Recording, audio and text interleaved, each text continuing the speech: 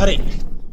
మరి మనం ఎలా చదువుతున్నాము అనే దానికన్నా ఎగ్జామ్లో పేపర్ ఎలాంటి టఫ్నెస్ వస్తుంది అనేది కొద్దిగా తెలిస్తే చాలా ఈజీగా రాయగలుగుతామండి.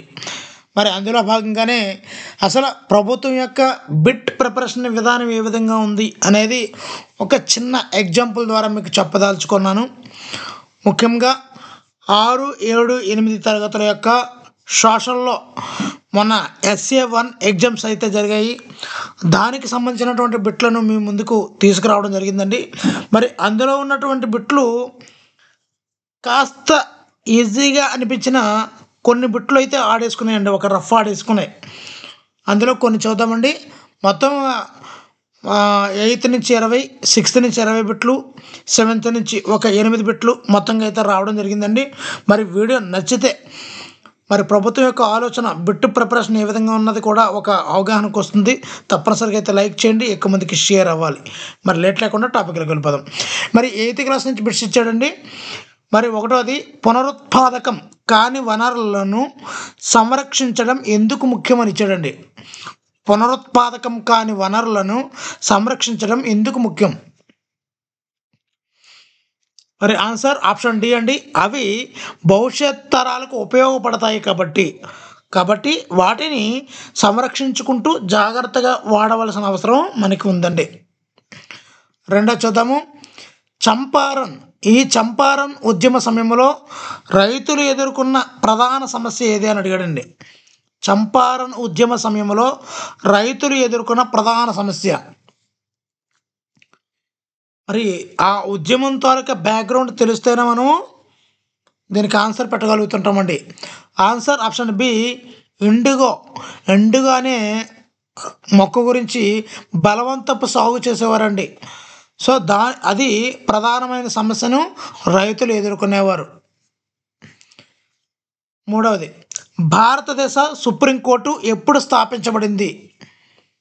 మరి ఇది మన లెవెల్ కాదండి, 8th క్లాస్ పిల్లవాళ్ళ లెవెల్లో ఆలోచించుకొని బిట్లు తయారు చేశాడు.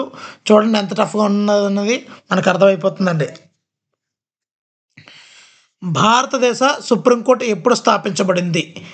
దీనికి ఆన్సర్ అయితే ఈజీగా ఉంటుంది. దీనికి ఆన్సర్ తెలిస్తే కామెంట్ చేయండి. ఒకవేళ మీకు తెలియకపోతే ప్రాబ్లం లేదు, కామెంట్ బాక్స్ చూడండి. ఖచ్చితంగా కామెంట్ బాక్స్లో మన మిత్రులు పెడతారు, కామెంట్ చేస్తారు. లేకపోతే నేను ఆన్సర్ని అయితే రివీల్ చేస్తానండి. ఓకేనండి. నెక్స్ట్ 4వది, రజనీ కుటుంబం కొత్త ఇల్లు నిర్మించి పైకప్పు సౌర ఫలకాలను ఏర్పాటు చేసింది. రజనీ కుటుంబం కొత్త ఇల్లును నిర్మించి పైకప్పు సౌర ఫలకాలను ఏర్పాటు చేసింది. వారు ఏ రకమైన శక్తి వనరులను ఉపయోగిస్తున్నారు? సౌర ఫలకాలను. ఆన్సర్ ఆప్షన్ బి, పునరుత్పాదక శక్తి.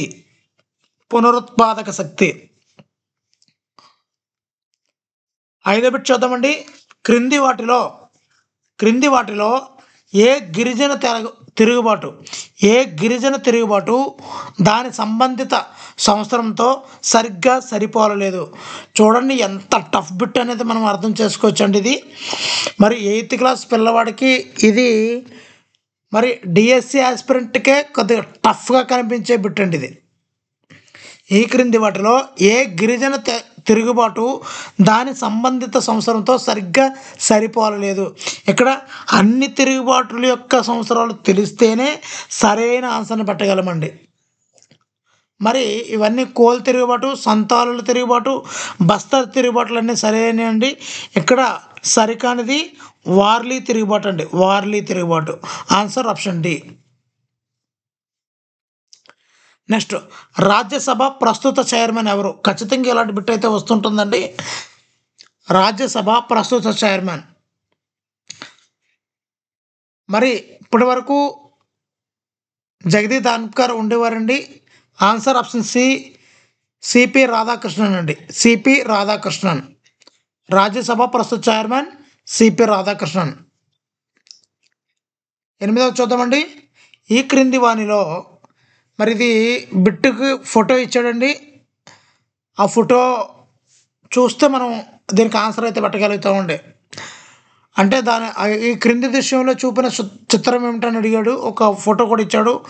భూ వినియోగంలో మార్పుల వల్ల గ్రామాలు, పట్టణాలు మరియు నగరాలుగా అభివృద్ధి చెందుతున్నాయి అనేది దానికి సంబంధించినటువంటి చిత్రం అయితే ఇవ్వడం జరిగిందండి. అందుకే దాన్ని స్కిప్ చేస్తున్నాను అనమాట. నెక్స్ట్ 8వ క్రింది వాటిలో పర్యావరణానికి హానికరం కాని చర్య ఏది? ఈ కానిది అనేది చాలా ప్రమాదకరమైందండి. ఆన్సర్ ఆప్షన్ ఏ, మీ పరిసరాలలో చెట్లను నాటడం. ఇది మాత్రమే హానికరకారి చర్య. ఇక్కడ మన దేశంలో ఒక పార్టీకి మెజారిటీ మరియు కేంద్రంలో ప్రభుత్వాన్ని ఏర్పాటు చేయడానికి ఎన్ని సీట్లు కావాలి? మన దేశంలో ఒక పార్టీకి మెజారిటీ మరియు కేంద్రంలో ప్రభుత్వాన్ని ఏర్పాటు చేయడానికి ఎన్ని సీట్లు కావాలి? మొత్తంగా అయితే 543 సీట్లు అయితే ఉన్నాయండి మొత్తంగాన. అదే ఒక పార్టీకి మెజారిటీ రావాలి, ప్రభుత్వాన్ని ఏర్పాటు చేయాలంటే ఆన్సర్ ఆప్షన్ బి 272 సీట్లు కావాలండి, 272. ఓకేనండి. నెక్స్ట్ 10వదండి, క్రింది వాటిలో ఉన్నత న్యాయస్థానం నుండి స్థానిక న్యాయస్థానం వరకు ఉన్న కోర్టుల వరుస క్రమం ఏది? ఇది ఒక చిన్న పిల్లవాడికి ఇచ్చే బిట్లో మామూలు జనరల్గా ఇండివిజువల్గా చదువుతాడు, కానీ ఆ పిల్లవాడి కాంక్రీట్ మైండ్ ఉండదండి, అబ్స్ట్రాక్ట్ మైండ్ ఉండదు. ఏదో ఇండివిజువల్గా చదివి అటెంప్ట్ చేయమంటే చేస్తాడు, కానీ ఇంత అబ్స్ట్రాక్ట్ మైండ్తో మొత్తం అంతా కూడా గెస్టాల్ట్ వాదన మొత్తాన్ని క్రోడీకరించుకొని చెప్పాలంటే పిల్లవాడికి 8వ తరగతి పిల్లవాడికి కొద్దిగా కాంప్లికేటెడ్ అవుతుంది. మరి దీనికి ఉన్నత న్యాయస్థానం నుంచి స్థానిక న్యాయస్థానం అంటే answer option C, supreme court, high court, జిల్లా కోర్టు అండి. నెక్స్ట్ ఇక్కడ చూద్దాము. మీరు బ్రిటిష్ కాలంలో శాశ్వత పరిష్కారంలో భాగమైతే, మరొకసారి అండి, మీరు బ్రిటిష్ కాలంలో శాశ్వత పరిష్కారంలో భాగమైతే మీరు గమనించే సమస్యలు ఏవి? చూడండి, మన డిఎస్సి టెట్లోనే అనుకున్నాడు. ఇక్కడ ఆప్షన్ చూడండి, ఏ 1 మాత్రమే, బి 2 మరియు 3, సి 1 2 4, డి 1 2 3 అన్నాడండి. మరి ఒక 8వ తరగతి పిల్లవాడికి ఇలాంటి బిట్ ఇస్తే డిఎస్సి ఆస్పిరెంట్స్కి, టెట్ ఆస్పిరెంట్స్కి, డిఎస్సి ఆస్పిరెంట్స్కి ఇలాంటి టెట్ ఎగ్జామ్లో ఏ లెవెల్లో బిట్లు ఉంటాయనేది మనకు అర్థం చేసుకోవచ్చండి. ఇక్కడ జమీందారులు భూమిని మెరుగుపరచడానికి పెట్టుబడి పెట్టలేదు. రెవెన్యూ డిమాండ్ చాలా ఎక్కువగా ఉన్నందున జమీందారులు చెల్లించడం కష్టమైంది. రెవెన్యూ చెల్లించడంలో విఫలమైనటువంటి జమీందారులు తమ ఎస్టేట్లు కోల్పోయారు. మరి ధరలు పెరగడం వల్ల కంపెనీ ఆదాయం కంటే జమీందారులు ఎక్కువ సంపాదించారు. దీనిలో ఏది రైటు అంటే ఆన్సర్ ఆప్షన్ డి అండి. ఆన్సర్ ఆప్షన్ డి 1 2 3లు కూడా అన్నీ గమనించిన సమస్యలేనండి.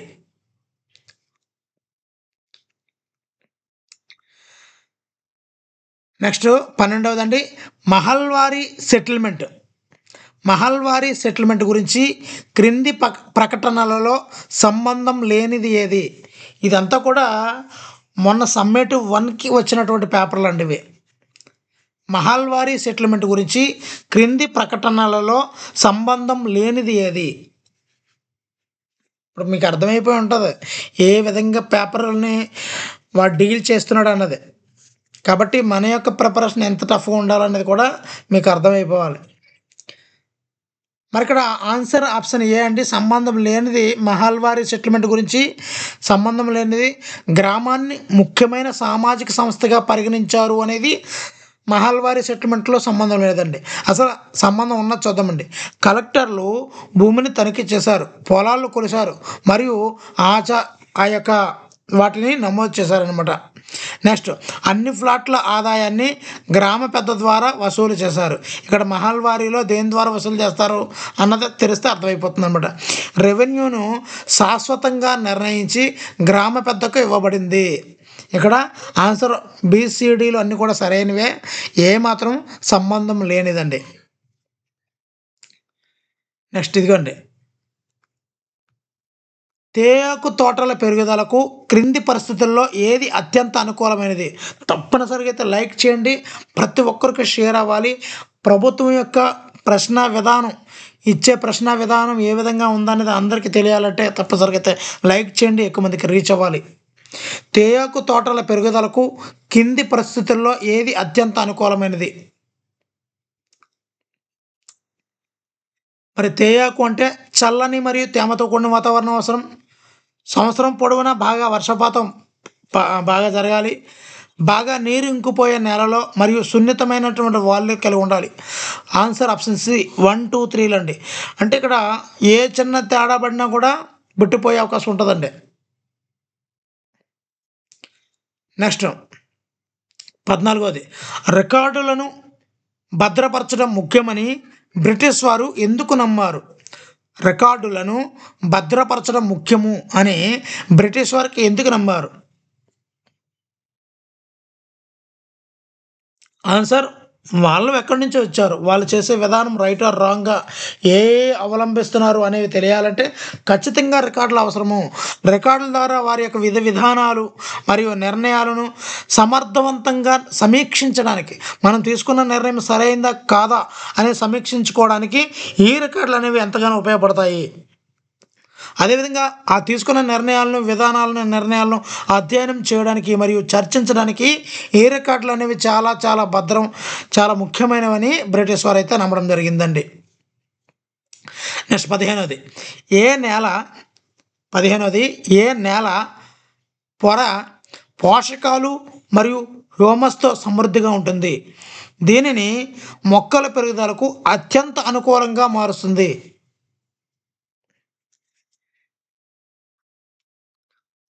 ఆన్సర్ ఆప్షన్ బి పై నేల, టాప్ సాయిల్. నెక్స్ట్ 16వది, యూరప్ కంటే ఆసియా సమాజాలు తక్కువ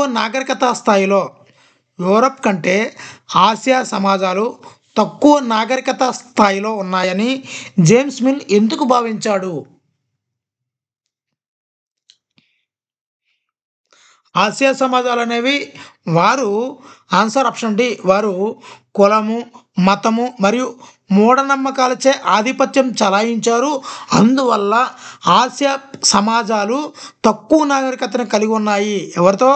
యూరప్ కంటే అని జేమ్స్ మిల్లు భావించి ఈ యొక్క బ్రిటిష్ యొక్క విధానాల వల్లే ఆసియా సామ్రాజ్యాలు బాగుపడతాయి అని జేమ్స్ మిల్ భావించడం జరిగిందండి. నెక్స్ట్ 17వది, ఒక రైతు కొండ ప్రాంతంలో నివసిస్తున్నాడు. అక్కడ చదునైన భూమి కొరతగా ఉంది. నేల కోతను నివారించడానికి అతను ఏ సాగు పద్ధతిని ఉపయోగించాలి? ఇక్కడ సాగు పద్ధతులు అన్నీ ఉంటాయండి. ఆన్సర్ రివీల్ చేస్తున్నానండి. ఆన్సర్ బి టెర్రస్ వ్యవసాయం అండి, టెర్రస్ వ్యవసాయం. నెక్స్ట్ 18వది, క్రింది వాటిలో సుస్థిర అభివృద్ధి సూత్రం కానిది ఏది?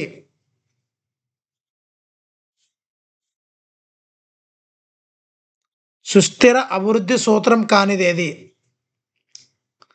మరి దీనికి ఆన్సర్ చూసినట్లయితే మరి కానిది, లేనిది, 1, 2, 3లు ఇవి చాలా ఎక్కువ వస్తున్నాయండి.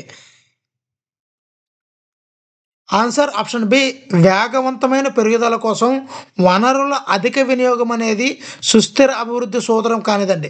ఇక్కడ సుస్థిర అభివృద్ధి సూత్రాలు ఒకసారి చూసేద్దామండి. సహజ ఆవాసాలను రక్షించుకోవాలి, మానవుని యొక్క జీవిత నాణ్యతను మెరుగుపరుచుకోవాలి, అదేవిధంగా భూమి యొక్క జీవశక్తి మరియు వైవిధ్యాన్ని కూడా సంరక్షించుకోవాల్సిన అవసరం ఈ సుస్థిర అభివృద్ధిలో సూత్రాల్లో భాగంగా ఉన్నాయండి. నెక్స్ట్ వివాద పరిష్కారం కోసం భారతదేశ సుప్రీంకోర్టు పరిష్కరించని కేసులు క్రింది వాటిలో ఏవి? చూడండి ఎంత డెప్త్ ఉందో. వివాద పరిష్కారం కోసం భారతదేశ సుప్రీంకోర్టు పరిష్కరించని కేసులు క్రింది వాటిలో ఏవి?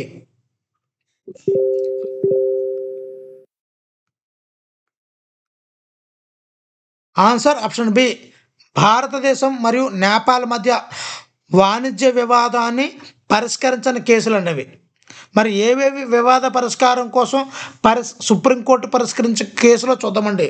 ఇది భారతదేశంలోని ఇద్దరు పౌరుల మధ్య భూ వివాదాన్ని పరిష్కరించగలదు. ప్రభుత్వ అధికారి దుష్ప్రవర్తనపై ఫిర్యాదు చేస్తే దాన్ని పరిష్కరించగలదు. తమిళనాడు, కర్ణాటక ప్రభుత్వాల మధ్య వివాదాన్ని కూడా సుప్రీంకోర్టు పరిష్కరించగలదు. ఇది సుప్రీంకోర్టు అనేది రాష్ట్రాల మధ్య ఉన్నటువంటి వీటినన్నింటిని కూడా పరిష్కరించగలదండి. కానీ దేశాల మధ్య ఉన్నటువంటి వివాదాలని పరిష్కరించలేదు అని ఇండైరెక్ట్గా మనము అర్థం చేసుకోవచ్చండి. నెక్స్ట్ 8వ తరగతి నుంచి లాస్ట్ పెట్టండి. ఒక రైతు తన కుటుంబ అవసరాలను తీర్చడానికి మాత్రమే పంటలను పండిస్తాడు. అతను సాధారణ పనిముట్లను ఉపయోగిస్తాడు మరియు అతని కుటుంబ సభ్యులు పనిలో సహాయం చేస్తారు. అతను ఏ రకమైన వ్యవసాయం చేస్తున్నాడు? ఇక్కడ 2 రకాలైనటువంటి వ్యవసాయాల గురించి మనకి అవగాహన ఉండగలగాలి. ఒకటోది జీవనాధార వ్యవసాయము, రెండవది వాణిజ్య వ్యవసాయం. ఈ రెండింటి గురించి కూడా మనకి తెలుసుంటే దీనికి ఆన్సర్ చేయగలుగుతామండి. ఆన్సర్ ఆప్షన్ ఏ జీవనాధార వ్యవసాయం. ఇప్పుడు 7వ తరగతిలో 8 బిట్లు ఉన్నాయండి. అవి చూసిన తర్వాత 6వ తరగతిలో బిట్లు చూద్దామండి. ఇక్కడ 7వ తరగతిలో ఎలాంటి బిట్లు ఇచ్చాడని కూడా ఒకసారి చూసేద్దామండి. SA1 ఎగ్జామ్స్కి ఆంధ్రభోజ అని ఏ విజయనగర పాలకుడిని పిలుస్తారు? ఇది అందరికీ మనకు తెలిసిందే. ఆన్సర్ ఆప్షన్ బి శ్రీకృష్ణదేవరాయలు. రెండవది క్రింది వాటిలో వాతావరణానికి సంబంధించి సరైన ప్రకటన కానిదేది?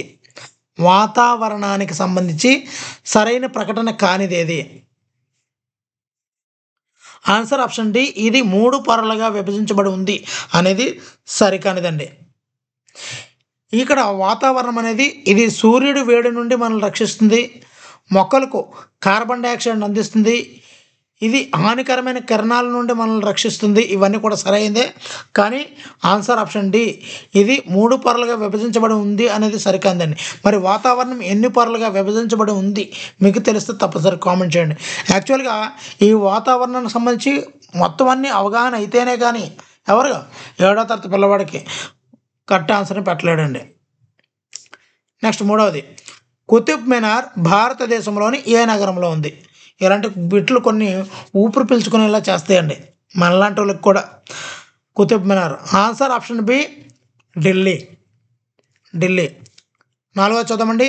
భారతదేశము 4 డిగ్రీల యొక్క ఉత్తర అక్షాంశము మరియు 37 డిగ్రీల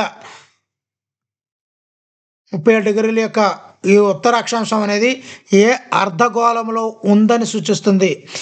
ఈ డిగ్రీలు ఉన్నాయి కదండి, ఈ అక్షాంశాలు రేఖాంశాలు యొక్క డిగ్రీస్ ఉన్నాయి కదా, ఇవి ఏ అర్ధగోళంలో ఉంది అని తెలియజేస్తుంది.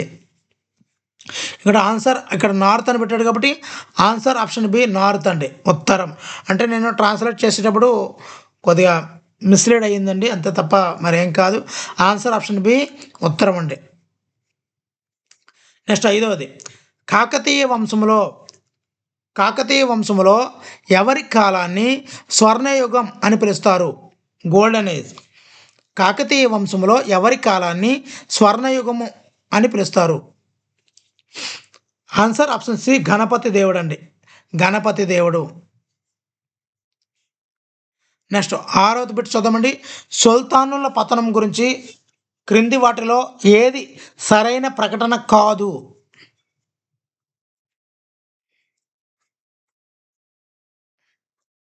మరి ఇక్కడ మనం అన్నిటి గురించి కూడా అర్థం అవ్వాలండి. బలహీనమైన పరిపాలన మరియు ప్రభువుల మధ్య అంతర్గత ఘర్షణలు, ఇది కూడా సుల్తాన్ల పతనానికి కారణం. సయ్యద్ మరియు లోడి వంటి రాజవంశాలు అసమర్థ మరియు అసహన పాలన చేశారు. అదేవిధంగా విజయనగరం మరియు బహమని వంటి స్వతంత్ర ప్రాంతీయ రాజ్యాలు ఏర్పడడం వల్ల కూడా సుల్తాన్ల పతనంకి ఒక కారణమైంది. ఇక్కడ కారణంలో సయ్యదుల కాలంలో పతన ప్రక్రియ ప్రారంభమైంది అనేది సరైన ప్రకటన కాదండి. నెక్స్ట్ 7వది రవి యొక్క పాఠశాల ఎకో క్లబ్ ఏప్రిల్ 22న ర్యాలీని నిర్వహిస్తుంది. ఎకో క్లబ్ ఏప్రిల్ 22న ర్యాలీని నిర్వహిస్తుంది. ఆ రోజు ప్రాముఖ్యత ఏమిటి? ఆన్సర్ ఆప్షన్ ఏ ప్రపంచ ధరిత్రీ దినోత్సవం. మరి 7వ తరగతి నుంచి చివరి బిట్ అండి. మరి మిగతా బిట్లన్నీ కూడా బొమ్మలతోని వాటితో ఉన్నాయండి, అందువల్ల అన్నిటిని కూడా స్కిప్ చేయడం జరిగింది. మరి 8వ చూద్దాము. ప్రపంచంలోని అత్యంత దట్టమైన అడవులను సెల్వాలు అని పిలుస్తారు. చాలా ఇంపార్టెంట్ బిట్ అండి.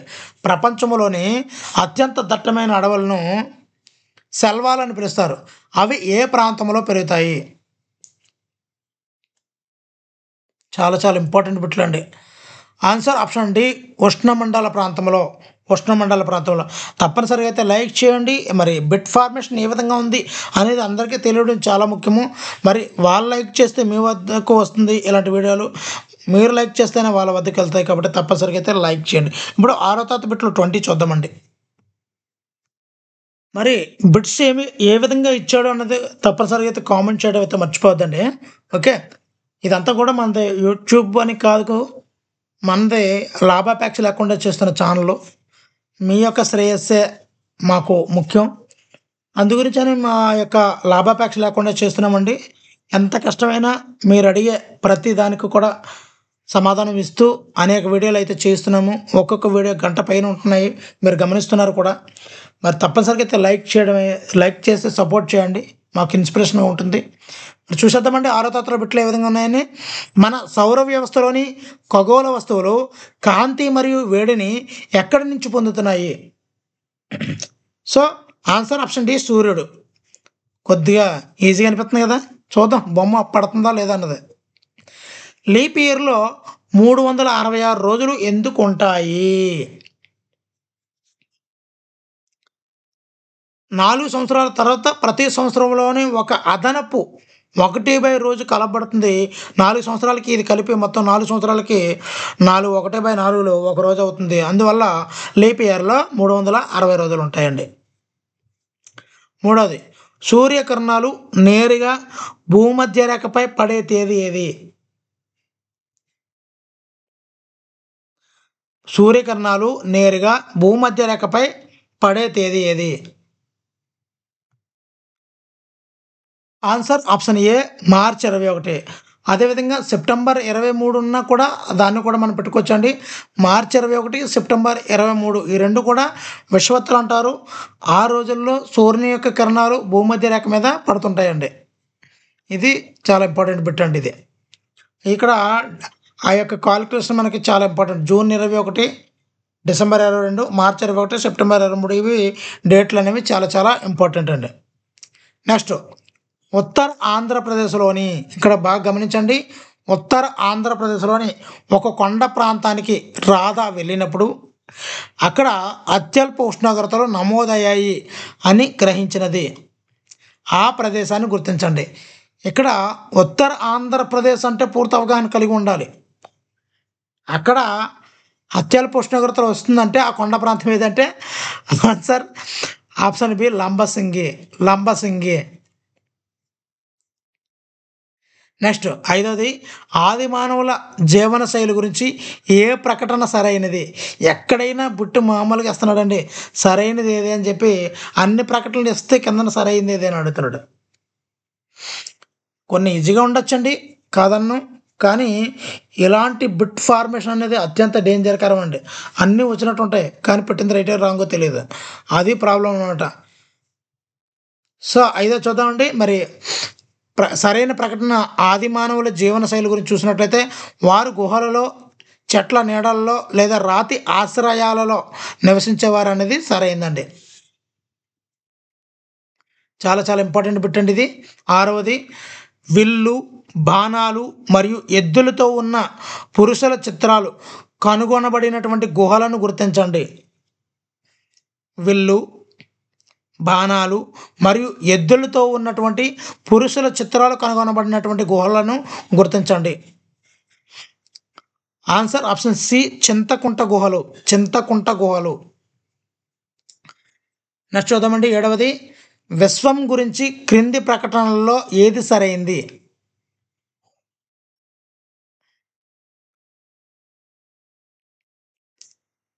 ఏడవది ఆన్సర్ ఆప్షన్ బి, 2 మరియు 3. రెండోది, భూమి అనేది పాలపుంతలో భాగము, పాలపుంత అనేది విశ్వంలో భాగం. ఇది ఏది సరైందంటే 2, 3 సరైనవండి. మరి ఏడో తరగతి ఇది 6వ తరగతి పిల్లలదండి. 6వ తరగతి పిల్లలకి మబ్బులు విడిపోతుంటాయి అన్నమాట. 8వది అంతరిక్ష నౌక శని గ్రహాన్ని చేరుకునే ముందు. ఇక్కడ మనకి అంతరిక్ష నౌక అంటే ఏంటి, అది ఏ విధంగా డైరెక్షన్లో వెళ్తుంది, ఇక్కడ శని గ్రహాన్ని చేరుకునే ముందు ఈ క్రింది వానిలో ఏ గ్రహాన్ని లేదా దాని మార్గాన్ని దాటుతుంది. అంటే గ్రహాల యొక్క వరుస క్రమం తెలియాలి ఫస్ట్. మన భూమి నుండి ఈ శని గ్రహానికి మధ్య ఏదో గ్రహం ఉంటుంది, దాని యొక్క మార్గం ఉంటుంది అని అర్థమవుతే ఆన్సర్ అయితే పెట్టగలుగుతారండి. ఆన్సర్ ఆప్షన్ డి అంగారకుడు. అంగారకుడు. నెక్స్ట్ 9వది తూర్పు కనుమల్లో ఎత్తైన శిఖరం. తూర్పు కనుమల్లో ఎత్తైన శిఖరం. తూర్పు కనుమల్లో ఎత్తైన శిఖరం. ఆన్సర్ ఆప్షన్ బి అరోమా కొండ. ఆర్మా కొండ అని పడ్డది, అరోమా కొండ అండి. ఓకేనండి. 10వ చూద్దామండి. చాలా టఫ్గా ఉన్నాయని అనిపిస్తుంది నాకైతే. మరి మీకు ఏ విధంగా అనిపించింది అన్నది కామెంట్ చేయండి, చూద్దాం. మరి రాతి గొడ్డలిని చెక్క పిడికి బిగించి, రాతి గొడ్డలిని చెక్క పిడికి బిగించి ఏ కాలంలో చెట్లను నరకడానికి ఉపయోగించారు? రాతి గొడ్డలిని చెక్క పిడికి బిగించి ఏ కాలంలో చెట్లను నరకడానికి ఉపయోగించారు? ఆన్సర్ ఆప్షన్ బి నియోలిథిక్ కాలం అండి. నియో అంటే కొత్త రాతి యుగం అండి. నియోలిథిక్ యుగం. 11వది సూర్యుని చుట్టూ భూమి తిరిగే కక్ష పొడవు సుమారుగా. సూర్యుని చుట్టూ భూమి తిరిగే కక్ష పొడవు.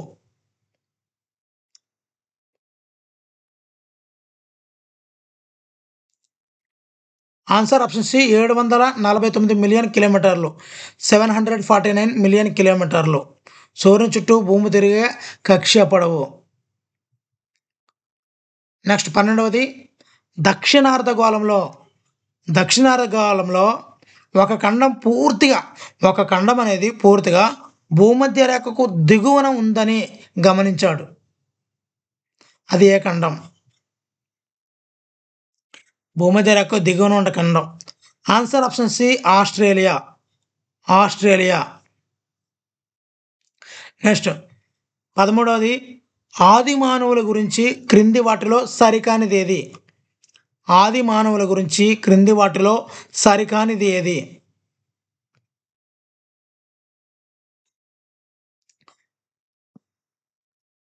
సరికానిది. ఆన్సర్ ఆప్షన్ సి ఆది మానవులు తమ ఆహారం కోసం ఎల్లప్పుడూ కూడా వ్యవసాయంపై ఆధారపడేవారు అనేది సరికానిదండి. ఇక్కడ ఆది మానవుల యొక్క సరైన వాక్యాలు చూద్దామండి. భూగృహాలు చలికాలంలో ఆశ్రయం కల్పించేవి. ఆది మానవులు మట్టి మరియు గడ్డితో చేసిన గుడిసెల్లో నివసించేవారు. మరి ఆది మానవులు ధాన్యాన్ని నిల్వ చేయడానికి పెద్ద మట్టి కుండలు ఉపయోగించేవారు. ఇవన్నీ కూడా సరైంది. ఆన్సర్ ఆప్షన్ సి సరికాందండి. నెక్స్ట్ పురావస్తు శాస్త్రవేత్తలు పెద్ద సంఖ్యలో రాతి పనిముట్లను ఏ జిల్లా గుహల నుండి స్వాధీనం చేసుకున్నారు? పురావస్తు శాస్త్రవేత్తలు పెద్ద సంఖ్యలో రాతి పనిముట్లను డాష్ జిల్లా గుహల నుండి స్వాధీనం చేసుకున్నారు. Answer option A Kurnool. 15వదండి మరి క్రింది వాటిలో ప్రధానంగా వాణిజ్య ప్రయోజనాల కోసం పండించే పంటలు ఏవి? వాణిజ్య ప్రయోజనం కోసం పండించే పంటలు ఏవి? వాణిజ్య పంటలండి. ఆన్సర్ ఆప్షన్ బి పత్తి, చెరకు, పొగాకు. 16వది దిక్సూచిని దేని కొరకు ఉపయోగిస్తారు? దిక్సూచిని. ఆన్సర్ ఆప్షన్ బి ప్రధాన దిక్కులను గుర్తించడానికి. ఇలాంటివి కొన్ని ఊపిరి పీల్చుకునేటట్టు ఉంటాయండి మనకు కూడా. నెక్స్ట్ 17వది ఆంధ్రప్రదేశ్లోని మైదాన ప్రాంతం యొక్క లక్షణం క్రింది వాటిలో ఏది? అంటే మైదాన ప్రాంతం గురించి మనకు అవగాహన ఉండాలి. మైదాన ప్రాంతం యొక్క లక్షణం క్రింది వాటిలో ఏది? ఆన్సర్ ఆప్షన్ డి పంట సాగు యొక్క యాంత్రీకరణకు అనుకూలంగా ఉంటుంది. ఇది పంట సాగు యొక్క యాంత్రీకరణకు అనుకూలంగా ఉంటుంది ఈ మైదాన ప్రాంతం అండి. మరి 18వ చూద్దామండి. మరి పులికాట్ సరస్సు ఒక ఉప్పు నీటి సరస్సు. ఆ సరస్సు ఆంధ్రప్రదేశ్లోని ఏ జిల్లాలో ఉంది? పులి ఎక్కడుందండి? పులి నెల్లూరులో ఉందండి. పులి ఎక్కడుంది? పులి నెల్లూరులో ఉందండి. నెక్స్ట్ 19ది గ్రహ శకలాలు ఈ గ్రహాల మధ్యలో ఉంటాయి. గ్రహ శకలాలు ఈ గ్రహాల మధ్యలో ఉంటాయి. ఆన్సర్ ఆప్షన్ బి అంగారకుడు, బృహస్పతి వీటి మధ్య ఉంటాయండి. గ్రహ శకలాలు అనేవి ఈ గ్రహాల మధ్యలో ఉంటాయి. అంగారకుడు, బృహస్పతి వీటి మధ్యలో ఉంటాయి. మరి వీడియోలో చివరి పెట్టండి. ఇంకా మిత్రులు అయితే చూస్తున్నారు కానీ లైక్ చేయడం లేదు. దయచేసి లైక్ చేస్తే చాలా యూజ్ఫుల్గా ఉంటుందండి, ఎక్కువ మందికి షేర్ అవుతుందండి.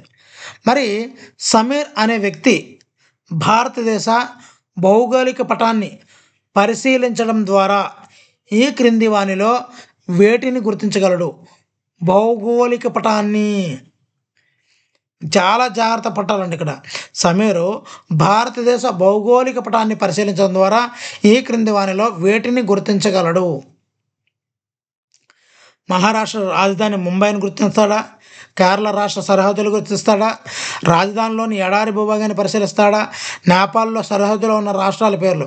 ఇక్కడ మనం గుర్తుంచుకోవాలి, ఇక్కడ భౌగోళిక పటము అంటే భూగోళం యొక్క పరిస్థితులు ఏ విధంగా ఉన్నాయి, పంటలతో ఉన్నాయా, ఎడారిగా ఉందా, అలాంటి వాతావరణాన్ని పరిశీలించగలం ఈ భౌగోళిక పటం ద్వారా. రాజకీయ పటం ద్వారా రాజధానులు, రాష్ట్రాలు, సరిహద్దులు వీటన్నిటిని కూడా రాజకీయ పటం ఉంటుందండి. ఆ రాజకీయ పటం ద్వారా వాటిని అయితే పరిశీలించగలము.